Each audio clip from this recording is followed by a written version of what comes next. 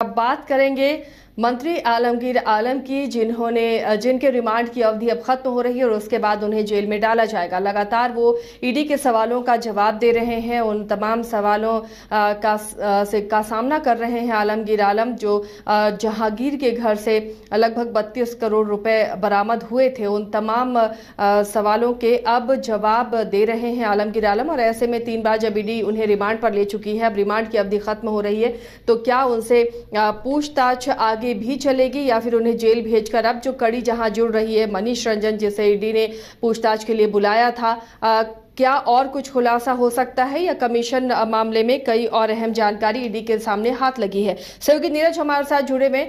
नीरज, अब रिमांड अवधि खत्म हो रही है आलमगीर आलम की, अब क्या ईडी की अगली कार्रवाई होगी? बिल्कुल, जो 3 दिनों की रिमांड अवधि बढ़ाई गई थी, रिमांड अवधि कल समाप्त हो रही है और समाप्ति के बाद पीएमएलए की विशेष अदालत में एक बार फिर से उन्हें पेश किया जाएगा। और क्योंकि 14 दिनों की रिमांड अवधि जो है मिल चुकी है ईडी को, और अमूमन जो न्यायिक प्रक्रिया के अनुसार अगर हम बात करें तो किसी भी जो अभियुक्त होता है, आरोपी होता है, उसे अमूमन 14 दिनों की ही पूछताछ के लिए कोर्ट से समय मिलता है। तो कल 14 दिनों की जो अवधि है पूछताछ की और रिमांड की, वो कहीं ना कहीं समाप्त हो रही है। तो कल संभवतः उन्हें पीएमएलए की विशेष अदालत में पेश किया जाएगा और उसके बाद हो सकता है कि उन्हें न्यायिक हिरासत में राजधानी रांची के होटवार स्थित बिरसा मुंडा केंद्रीय कारागार भेज दिया जाए। लेकिन अगर हम बात कर रहे हैं इनपुट्स की, जो कि टेंडर कमीशन से जुड़े मनी लॉन्ड्रिंग मामले में मिले हैं, तो बहुत सारे इनपुट जो है ईडी ने पीएमएलए कोर्ट में बताया है और बाकायदा रिमांड पिटीशन के माध्यम से लिखित में दिया है कि क्या कुछ इनपुट जो है पूछताछ में मिले हैं,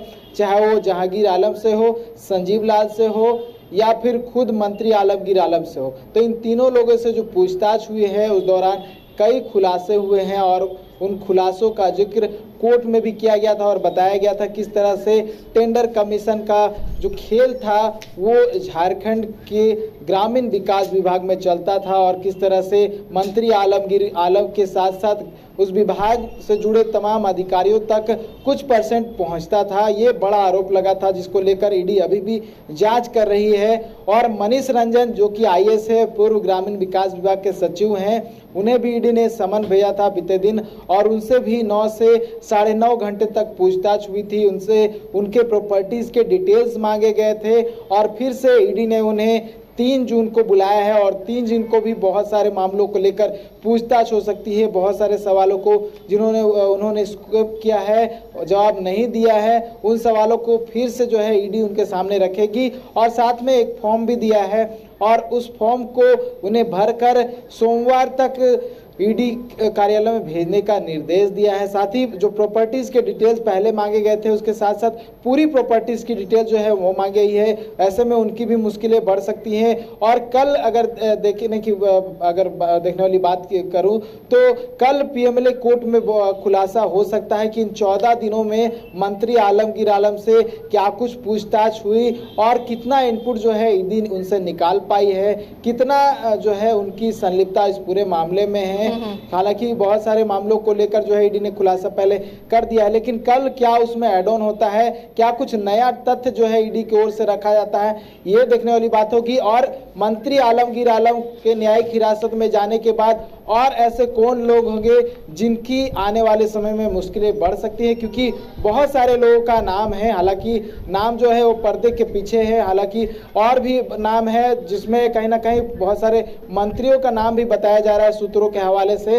इसमें कितनी सच्चाई है वो हो सकता है कल के बाद जो है ईडी की कार्रवाई आगे देखने को मिले तब क्लियर हो सकता है। तो कल का इंतजार करना होगा कि कल कोर्ट में क्या कुछ जो है बताया जाता है ईडी की ओर से और आगे ईडी क्या कुछ कार्रवाई करती है और किन पर कार्रवाई करती है। आसिया, चलिए, तो इंतजार रहेगा कल का कि अब कल क्या आगे कार्रवाई होती है। उसके बाद बहुत बहुत शुक्रिया नीरज इस तमाम जानकारी के लिए। तो आलमगीर आलम की मुश्किलें अभी कम होती हुई नजर नहीं आ रही। बहरहाल उनकी रिमांड अवधि खत्म हो रही है और उसके बाद ईडी उन्हें जेल भेजेगी और उसके बाद और जो कड़ी दर कड़ी ईडी जोड़ने की कोशिश कर रही है, जो इन्फॉर्मेशन मिले होंगे पूछताछ के बाद उन पर आगे एक्शन होगा, उन पर आगे कार्रवाई ईडी की टीम करेगी।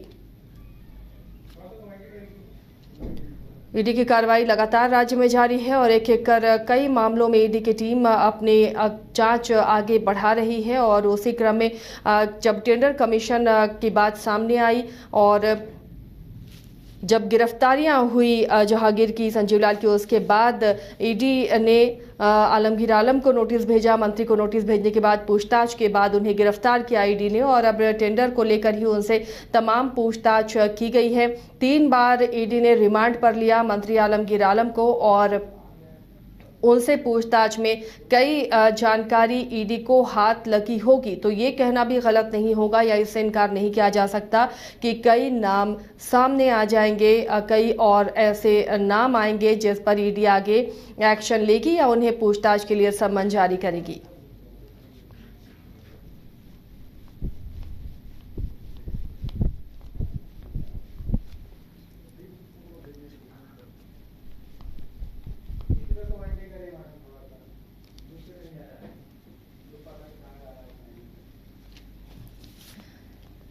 तो ईडी की कार्रवाई से